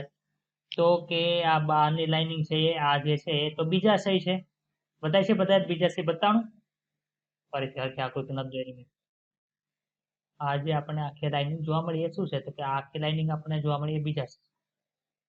અહીંયા શું નિર્માણ પામ્યું? તો કે તલની અંદર છે તે જરાયું વિન્યાસ નિર્માણ અને એક જ અંડક છે તમને અહીંયા જોવા મળે છે. તો આ કયા પ્રકારનું છે? તો કે બેઝલ પ્રકારનું છે. ચોથા પ્રકાર કે ચોથા પ્રકારનું જે છે એને મુક્ત કેન્દ્ર તરીકે ઓળખવામાં આવે છે. અને પાંચમા પ્રકારનું પાંચમા પ્રકાર ફ્રી સેન્ટર. અંડકો કેન્દ્ર ધરી પર હોય. સર અંડકો કેન્દ્ર ધરી પર હોય એવું આગળ આવ્યું કે કેમ આવ્યું? તો કે અક્ષવર્તીમાં. અક્ષવર્તીમાં મુક્ત કેન્દ્રની અંદર ડિફરન્સ શું છે એ કેમ સર? તો કે અક્ષવર્તીની અંદર અહીંયા પટલમાં હાજરી હતી. અહીંયા પટલ આપણે જે દોરીએ છીએ પટલની હાજરી હતી એને લીધે બહુ કોટરીય જોવા મળતું હતું બીજા. જ્યારે આમાં શું છે? તો કે આની અંદર બીજા પડદા ગેરહાજર છે એટલે કે એમાં બીજાશય છે અલગ અલગ કોટરોની અંદર વિભાજિત થયેલું નથી. સર આને એક્ઝામ્પલ આપો. ડાયન્થસ અને પ્રાઇમરોઝ. ક્લિયર? કઈ ડાઉટ? કઈ અઘરું છે જરાયું વિન્યાસમાં? હું જયારે ભણતો હતો ત્યારે મને બહુ અઘરું લાગતું. પછી આવું કરી નાખ્યું તો હેલું થઈ. ક્લિયર બધાને? ડાઉટ? તો હવે કઈ વસ્તુ આવે છે? આજે આપણે હજી થોડોક 15-20 મિનિટ લેક્ચર વધારે લેવાનું છે કેમ કે આપણે બધા કરતા અત્યારે પાછા રહી ગયા કોર્સમાં. પાછું હારે તો કરવું પડશે ને. તો અહીંયા આપણે લખ્યું છે ફ્રૂટ એન્ડ સીડ. તો કે બીજાશય શું છે એ ખબર પડી ગઈ આપણને. અંડક છે એ ખબર પડી. હવે ફલન એટલે શું? તો કે પરાગરજમાં આપણે પરાગાશયમાંથી પરાગરજ બની, પરાગાશયનું સ્ફોટન થયું, પરાગાશયમાંથી પરાગરજ ઉડતી ઉડતી ઉડતી પવન દ્વારા અથવા તો કીટક દ્વારા ક્યાં આવી? તો કે સ્ત્રી કેસરના પરાગાસન ઉપર આવી. હવે આ પરાગાસન ક્યાં હોય? એ તો બધાને ખબર છે. પરાગાસન ક્યાં હોય? તો કે પરાગાસન આ ન્યા શું? તો કે એ જ જાતિના પુષ્પની જો પરાગરજ છે એવું કઈ થોડું ફિક્સ છે. બીજા પુષ્પની પરાગરજ અહીંયા આવે ને, એવું કઈ નથી કે આંબો છે માનો કે પપૈયું છે તો કે પપૈયાના પુષ્પની જ પરાગરજ છે એ પુષ્પ ઉપર આવે. ગુલાબના પુષ્પની પરાગરજ આવી તો કઈ ઉત્પન્ન થશે? કઈ અંકુરણ પામશે? તો કે જે પપૈયાનું ઝાડ હશે તો કે પપૈયાની જ પરાગરજ હશે એ જ અંકુરણ પામશે. બીજી પરાગરજ છે તે અંકુરણ પામશે નહીં. તે ખબર કોને પડે? તે આપણે ડીપની અંદર કઈ બહુ છે નહીં, 12મા ધોરણની અંદર આવે છે ત્યારે ભણશું. તો એ પરાગરજ જો પપૈયાની જશે, ધારો કે આ પપૈયાનું પુષ્પ હોય તો ત્યાંથી પરાગરજ અંકુરણ પામી, પરાગ નલિકા વિકાસ પામે. પરાગ નલિકા છે એ ફરતી ફરતી ફરતી ફરતી અહીંથી આવશે, અહીંયા અંદર જશે ને અહીંયા શું કરશે? તો કે અહીંયા ફલન કરશે. અહીંયા 7 કોષીય આખું અંડક છે 7 કોષીય બનશે. એમાં 2 પ્રતિધ્રુવીય કોષો હોય, ધ્રુવીય કોષો આવશે, અંડકોષો આવશે, સહાયક કોષો આવશે, બધું ભણશું આપણે. પરંતુ શું થયું તો કે ત્યાં પરાગરજમાંથી પરાગનલિકા વિકાસ પામીને એમાં જે આપણા આપણે જે જન્યુ હશે નરજન્યુ, બે નરજન્યુ હશે એ અંદર જશે. એક નરજન્યુ છે એ અંડકોષ સાથે અને એક છે એ ધ્રુવીય કોષો સાથે ફલન કરશે. તો કે ફલન થયું એટલે શું તો કે આપણે ટૂંકમાં અત્યારે કીધું, ડીપમાં ભણવાના છે એટલે અત્યારે આપણે ખાલી ટૂંકની અંદર કીધું તો કે આ ફલનની પ્રક્રિયા થઈ એનાથી શું થયું તો કે બીજાશય છે કેની અંદર રૂપાંતર પામી ગયું તો ફળની અંદર રૂપાંતર પામે. જ્યારે અંડક છે એ શેની અંદર રૂપાંતર પામે તો બીજની અંદર છે તે રૂપાંતર પામે છે. ક્લિયર એટલી વાત? બીજાશય છે એ ફલન પછી ફળમાં રૂપાંતર પામે જ્યારે અંડક છે એ બીજની અંદર રૂપાંતર પામે છે. બીજાશય છે એ શું થયું ફળની અંદર રૂપાંતર પામી ગયું. માનો કે આપણે કેરી લઈ લઈએ. કેરી શું છે? ફળ છે. ફળની અંદર આપણને બે વસ્તુ જોવા મળે, એક તો ફલાવરણ જોવા મળે છે અને બીજું છે બીજ જોવા મળે છે. તો માનો કે કેરીનું ફળ છે તો એમાં બીજ છે એ કેને કહેશો? ગોટલાને બીજ કહેશો કે પછી એની અંદર ગોટલી જોવા મળે છે એને બીજ કહેશો? ચલો બોલો. બીજ તમે કહેશો તો ગોટલાને બીજ કહેશો કે ગોટલાને તોડીને તમે અંદર ગોટલી નીકળે ખબર છે ને બધાને? ખબર છે ગોટલો તોડ્યો છે કોઈ? તો ગોટલાને તમે બીજ કહેશો કે અંદર આપણને ગોટલી અંદરથી નીકળે એને બીજ કહેશો? ઓકે કઈ નઈ, આપણે હમણાં નીચે આવે છે તે પછી મને આન્સર આપો. ચાલો, તો કે ફળ છે તો ફળના અંદર ફલાવરણ હોય અને બીજે હોય. ફલાવરણ કેવું હોઈ શકે તો કે ફલાવરણ શુષ્ક પણ હોય ને ફલાવરણ માંસલ પણ હોય. માંસલ એટલે કે ખાવા લાયક ફળ અને શુષ્ક એટલે કે ફલાવરણ છે કેવું થઈ ગયું હોય તો કે શુષ્ક ની અંદર સુકાઈ ગયેલું ફલાવરણ હોય. કેવું હોય? સુકાઈ ગયેલું ફલાવરણ તમને જોવા મળે. કેમાં? કે શુષ્ક અરે સુકાઈ ગયેલા ફળની અંદર ને ખાવા લાયક ફળ કેમાં જોવા તો કે માંસલમાં, માંસલ ફળની અંદર જોવા મળે. તો કે માંસલ ફળ છે એને એમાં ઇંગ્લિશમાં શું કહેવાય તો કે માંસલ ફળને ફ્લેશી તરીકે ઓળખાય. માંસલ ફળ હોય એમાં 3 લેયર આવેલા હોય. સૌથી અંદર લેયર છે એને શું કહેવાય? એન્ડોકાર્પ એટલે કે અંતઃ ફલાવરણ કહેવાય. જ્યારે બીજું ફલાવરણ છે એની ઉપર જે છે એને મધ્ય ફલાવરણ કહેવાય. એપિકાર્પ એટલે કે બાહ્ય ફલાવરણ તરીકે ઓળખવામાં આવે છે. તો આમાં કઈ મને હળ નથી પૂછતી, મને કઈ સમજાતું નથી કે એપિકાર્પ, મેસોકાર્પ અને એન્ડોકાર્પ એટલે શું. તો કે અત્યારે આપણે બધા કેરી ખાય છે એટલે કેરી વિશે ખબર છે. કેરીની છાલ ઉપર આપણે જોઈએ છે ને જે પીળા કલરની, બધાને ખબર છે એ કોણ છે? કે બાહ્ય ફલાવરણ છે. પછી વચ્ચે જે રેસાવાળો આપણે ભાગ ખાઈએ છીએ, રેસાવાળો ભાગ જે આપણને ગળ્યો ગળ્યો લાગે છે, કાચી હોય ત્યારે જે ભાગ ખાટો લાગે છે એ કયો છે તો કે મધ્ય ફલાવરણ છે. તો આપણે ખાઈએ છીએ એ ભાગ કયો છે? કેરીની અંદર આપણે જે ખાઈએ છીએ એ ભાગ કયો છે? ફલાવરણ છે. કયું? પણ મધ્ય ફલાવરણ. ક્લિયર એટલી વાત? સર આપણે મધ્ય ફલાવરણ મને સમજાઈ ગયું, બાહ્ય ફલાવરણ સમજાઈ ગયું. અંતઃ ફલાવરણ એટલે શું તો કે ગોટલામાં જે કડક આવરણ જે તમને જોવા મળે છે ને, ગોટલામાં જે કડક આવરણ જોવા મળે છે એ કયું છે? એ અંતઃ ફલાવરણ છે. તો ગોટલો છે, ગોટલો એ કોણ છે તો કે ફલાવરણનો ભાગ છે, અંતઃ ફલાવરણનો ભાગ છે, કડક. ક્લિયર થાય છે કેરીની વાતમાં? કે જો અહીંયા બાર જે છે બાહ્ય ફલાવરણ છાલ છે, મધ્ય ફલાવરણ આપણે ખાઈએ છીએ એ છે અને અંતઃ ફલાવરણ કયું છે તો કે ગોટલાનું જે આવરણ જે આપણે આ લાઇનિંગ બતાવી છે બ્લેક લાઇનિંગ, જેની ઉપર મેં બ્લુ આપણે પિંક કલરની અંદરથી લાઇનિંગ કરી છે એ કયું છે? અંતઃ ફલાવરણ. તો આપણે અંતઃ ફલાવરણ કેરીમાં ખાઈએ છીએ? પ્રશ્નાર્થ ચિહ્ન. તો ક્લિયર થઈ ગયું? છે ફળનો ભાગ પણ અંતઃ ફલાવરણ આપણે ખાતા નથી. તો બાહ્ય ફલાવરણ, મધ્ય ફલાવરણ, અંતઃ ફલાવરણ ન સમજાણું હોય તો મને કયો.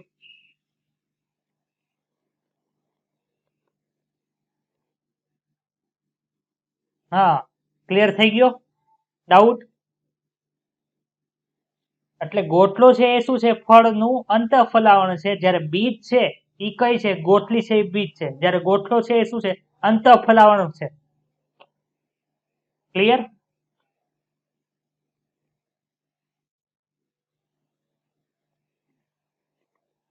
સર હવે નારિયેળમાં મને સમજાવો.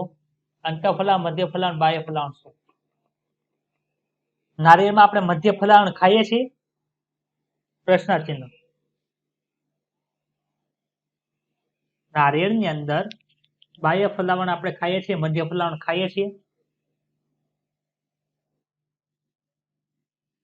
ના, નથી ખાતા. અંતઃફલાવણ નથી ખાતા.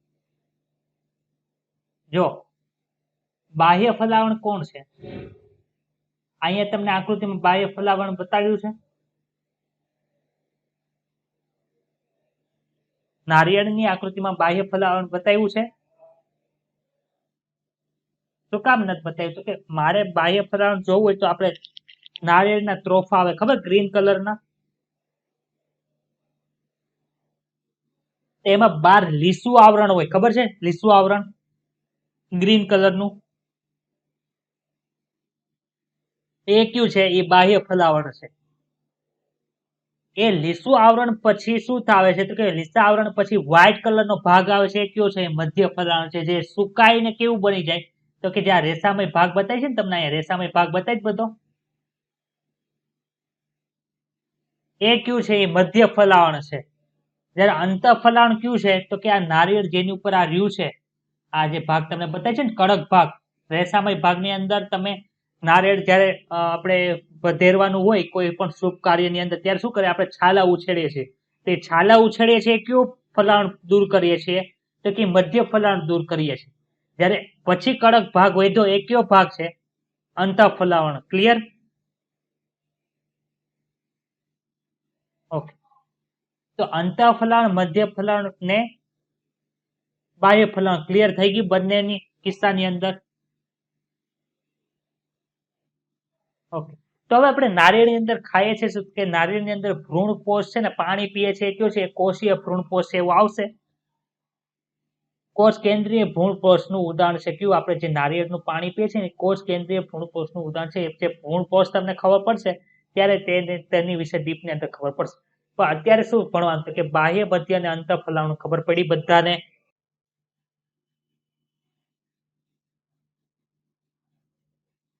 નહીં, અંતઃફલાવણ નથી. અંતઃફલાવણ કયું છે? જે કડક ભાગ છે ને એ અંતઃફલાવણ છે. જયારે આ વ્હાઇટ ભાગ આપણે ખાઈએ છીએ ને ભ્રૂણ કોષ છે. ઓકે, આપણે જે ભાગ ખાઈએ છીએ ને એ ભ્રૂણ કોષ ખાય છે, ફલાવણ ખાતા નથી. કેમાં? નારિયેળની અંદર. ક્લિયર? ઓકે. હવે અહીંયા જો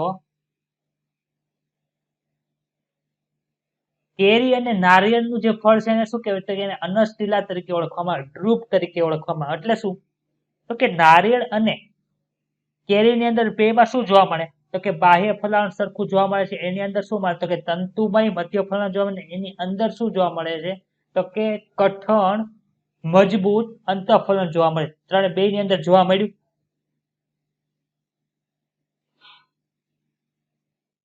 તો આ પ્રકારનું જે ફળ હોય એને શું કહેવાય? કે આ પ્રકારના ફળને અનસ્ટીલા તરીકે ઓળખવામાં આવે છે. શું કહેવાય છે? અનસ્ટીલા તરીકે ઓળખાય. ખબર પડી? હવે આ અનસ્ટીલા છે ઉત્પન્ન કેને રીતે થયું? તો કે એક સ્ત્રી કેસર. આપણે હમણાં જોયું હતું કે કેરી છે એની અંદર એક જ ગોટલો નીકળે છે. એટલે આપણે કેરી છે એ એક જ ફળ બને છે, એની અંદર એક જ બીજ બને. એટલે એ કેવું હશે? તો કે એક અંડક એની અંદર આવેલું હોય. એટલે કે એક સ્ત્રી કેસરી હશે. અને ઉચ્ચસ્થ બીજાશય. ઉચ્ચસ્થ બીજાશય એટલે શું હતું? કેવું પુષ્પ હશે? અધોજાયી પુષ્પ હશે. કેમ કે જેની અંદર ઉચ્ચસ્થ બીજાશય હોય ને બધા પુષ્પીય ભાગ કેવા હશે? નીચા હોય. એને શું કહેવાય? એટલે આપણે ભણ્યા એક એના વિશે ભણ્યા તો કે બીજાશયની અંદર શું હતું? કે બીજાશયની અંદર ફલન પછી જે વસ્તુ હતી એ આપણે ભણ્યા. હવે શું ભણવાનું? તો કે અંડકની અંદર જે બીજ છે એના વિશે જોવાનું. તો કે બીજની અંદર શું આવે? તો કે બીજ છે પોતે, હવે આપણે ગોટલીની વાત કરીએ છીએ. હવે ગોટલી એક ધારણ કરો, માનો કે આવી ગોટલી છે. ગોટલી કેવી પાછી બને? આવી રીતે બને. ખબર છે? આ બે ભાગ હોય. ખોલો તો બે ભાગ બને. દ્વિદળી થઈ, દ્વિદળી.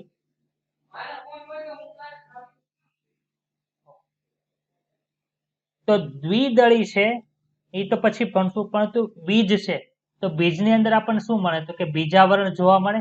અને બીજું શું જોવા મળે? ભ્રૂણ જોવા મળે. કોઈ પણ બીજ છે, આપણે ગોટલો વાવે છે, પણ ગોટલાની સિવાય તમે ખાલી ગોટલી પણ આપણે બીજ વાવવાનું હોય તો મેઇન આપણે શું કરીએ તો કે ગોટલો વાવી દઈએ છે, પરંતુ મેઇન શેનાથી ઉગે છે? તો કે આ જે બીજની અંદર જે ગોટલી છે એને લીધે આખો આંબો છે નવો ઉગે છે. તો ભ્રૂણ છે, તો ભ્રૂણની અંદર શું શું આવેલું હોય? તો કે ભ્રૂણ મૂળ હોય, ભ્રૂણ ધરી આવેલી હોય અને બીજપત્ર આવેલા હોય. જો એક દળી હશે તો એક બીજપત્ર હશે, ને દ્વિદળી હશે તો બે બીજપત્ર હશે. એક દળીનું ઉદાહરણ તો કે ઘઉં, મકાઈ. દ્વિદળીનું ઉદાહરણ તો કે વટાણા અને ચણા. આટલી વાત ક્લિયર થાય છે? જ્યારે દ્વિદળી બીજની રચનાની અંદર શું જોવા મળે છે? તો કે સૌથી બહારનું આવરણ કયું છે? તો કે બીજાવરણ છે. બીજાવરણ, હવે આપણે દ્વિદળી એટલે કે શું કે જેની અંદર બે બીજપત્ર આવેલા છે ને એને શું કે દ્વિદળી કહેવાય. તો હવે એને એક બીજ ઉપાડ્યું, માનો કે આપણે વટાણા લ્યો તે ચણા લ્યો, ચણાનું બીજ ઉપાડી દીધું. તો કે ચણાની અંદર બીજનું તમે નિરીક્ષણ કરશો તો બહારથી શું બતાશે? તો કે બહારથી બીજાવરણ બતાવે. હવે બીજાવરણના પાછા બે સ્તર હોય, એક તો અંદરની સાઈડ હશે, એક તો બહારની સાઈડ હશે. બહારની સાઈડ એને બાહ્ય બીજાવરણ, અંદરની સાઈડ અંતઃ બીજાવરણ. બાહ્ય બીજાવરણને ઇંગ્લિશ અંદર ટેસ્ટા કહેવાય, જ્યારે અંદર બીજાવરણને ટેગમેન્ટ તરીકે ઓળખવામાં આવે છે. હવે જ્યારે તમે બીજાવરણ ઉપર જોશો તો એની ઉપર એક ચાઠા જેવી રચના બતાય છે. ચાઠા જેવી રચના બતાય છે. અહીંયા જો ચાઠો એટલે કે એક પ્રકારનો રંગીન ભાગ અહીં બતાણો. એને શું કહેતો કે એને નાભી કહેવાય. અને નાભીના એક છેડે શું આવેલું હોય? એક છિદ્ર આવેલું હોય. એ છિદ્ર ક્યાં આવ્યું? બીજ ઉપર આવ્યું. તેને શું કહે? બીજ છિદ્ર તરીકે ઓળખવામાં આવે છે. હવે બીજ છિદ્રનું કાર્ય શું છે? તો આપણને બધાને ખબર છે કે બીજને ઉગવા માટે પાણી જોવે, સાનુકૂળ વાતાવરણ જોવે. તો પાણી જોવે છે તો પાણી છે બીજની અંદર જાશે કઈ રીતે? તો કે આ બીજ છિદ્ર છે એનાથી શું થાય છે? તો કે પાણી છે તે બીજની અંદર જાય છે. એટલું સમજાણું બધાને? તો કે બીજાવરણ ઉપર ચાઠા જેવી રીતના છે એને શું કહેવાય? હાયલમ કહેવાય, અથવા તો બીજ કેન્દ્ર અથવા તો નાભી તરીકે ઓળખાય. શું કરે છે કે વિકાસ પામતા બીજનું ફળ સાથેનું જોડાણ દર્શાવે છે. કોણ? તો કે આ જે બીજ કેન્દ્ર છે એ. તો કે બીજ કેન્દ્ર, માનો કે આ શું છે? તો કે આ બીજાશય છે. એની ઉપર શું હતું? તો કે આ અંડક છે. હવે આ અંડક છે અહીંથી કોના દ્વારા જોડાય? તો અંડનાળ દ્વારા જોડાયેલું. તો કે અંડનાળ જે જગ્યાએ જોડાયેલું હશે ત્યાં શું? તો કે ત્યાં જે ડાઘ જોવા મળે એને શું કે બીજ કેન્દ્ર તરીકે ઓળખવામાં આવે છે. ક્લિયર? અને બીજ કેન્દ્ર અને બીજ છિદ્ર ઉપર એક છિદ્ર હોય એને શું કહેવાય? બીજ છિદ્ર તરીકે ઓળખવામાં આવે. એને માઇક્રોફાઇલ કહેવાય. ને માઇક્રોફાઇલનું કાર્ય શું છે? તો કે પાણી અંદર પહોંચાડે છે. હવે બીજાવરણની અંદર શું હોય? તો કે બીજાવરણની અંદર ભ્રૂણ આવેલો હોય. ભ્રૂણની અંદર શું હોય? તો કે ભ્રૂણની અંદર ભ્રૂણ ધરી હોય, જેમાં એક ભાગ છે એ કયો હશે? તો કે એક ભાગ છે ભ્રૂણાગ્ર હશે, ને નીચે આવેલો ભાગ હશે એ કયો હશે? ભ્રૂણ મૂળ હશે. બે ભાગ ક્લિયર થઈ ગયા? હવે શું હોય? તો કે બે ભાગ ભ્રૂણ ધરી સિવાયના દ્વિદળી છે એટલે બે બીજપત્ર હોય. હવે બીજપત્ર છે એ શું કાર્ય કરે છે? તો કે હવે કોઈ પણ બીજ છે એને ઉગવું હોય તો ખોરાક તો જોશે.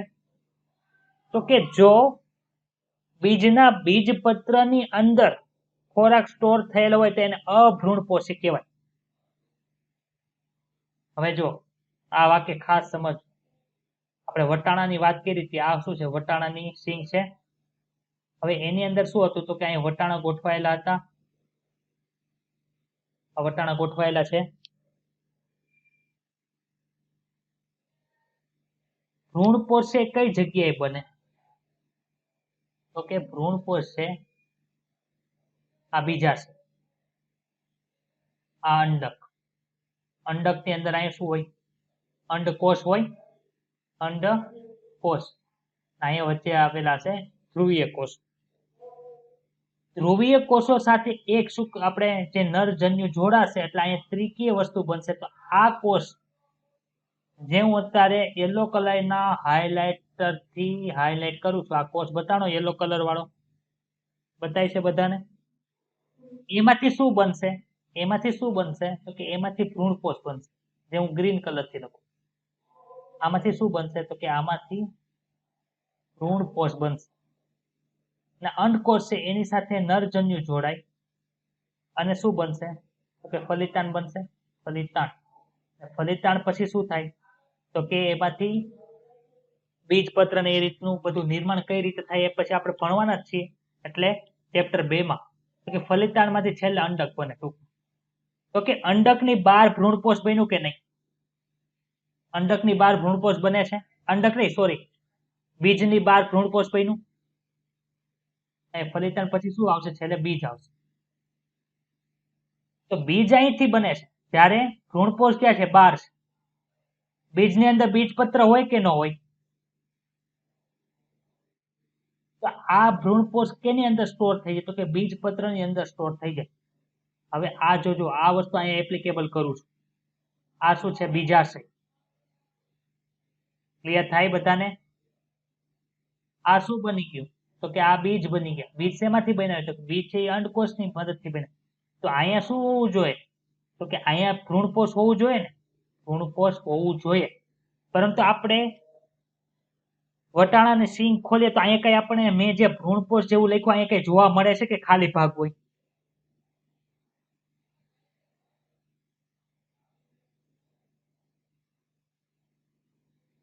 હું અત્યારે, હા સાચી વાત છે, યલો કલરનો હાઇલાઇટર થી ભાગ દર્શાવું છું. આપણે વટાણાની સીંગ ખોલીએ ત્યારે આ યલો કલરના હાઇલાઇટર થી ભાગ દર્શાવ્યો છે. ત્યાં કઈ હોય કે ખાલી ભાગ હોય? રેડી? તો એનો મતલબ શું થયો કે જે ભ્રૂણપોષ હશે એ ક્યાં વયું ગયું બધું? તો કે એ બધો ભ્રૂણપોષ આ બીજની અંદર સ્ટોર થઈ ગયું. રેડી? ભ્રૂણપોષ છે એ ભ્રૂણપોષ તરીકે અસ્તિત્વ ધરાવતું નથી. તો એવા પ્રકારના જે બીજ હોય એને શું કહેવાય? અભ્રૂણપોષી બીજ કહેવાય. સમજણ પડી? આવું વટાણાની અંદર તો આપણે જોઈએ જ છીએ. ચણાની અંદર જોઈએ છે. ચણા આપણે લીલા ચણા ખાધા છે બધાએ? લીલા ચણા, તો લીલા ચણાની તમે છાલ ઉખેડો તો અંદરથી કાંઈ નીકળતું નથી, ખાલી ચણાનો દાણો જ નીકળે છે અંદર. ખબર છે? બહારનો ભાગ ખાલી છે. એનો મતલબ શું છે કે ભ્રૂણપોષ છે એ ક્યાં વયો ગયો? તો કે બીજપત્રની અંદર સ્ટોર થઈ ગયો ખોરાક તરીકે. તો આવા પ્રકારના જે બીજ હોય એને શું કહેવાય? ભ્રૂણપોષી તરીકે ઓળખાય. દ્વિદળી જે છે એમાં મોટા ભાગના કેવા છે? તો કે અભ્રૂણપોષી છે. કેવા છે? કેરી આમાં મૂકી શકીએ આપણે? તમે ગોટલી, આપણે ગોટલો છે એને તોડો સૂકવા પછી, એમાંથી ગોઠલી નીકળે છે, આજુબાજુનો ભાગ છે કોરો હોય છે.